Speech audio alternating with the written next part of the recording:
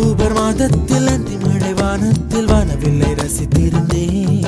அந்த நேரத்தில் யாரும் இல்லை தூரத்தில், இவள் மட்டும் வானவில்லை ரசிக்க வந்தாள். அன்று கண்கள் பார்த்து கொண்டோ உயிர் காற்றை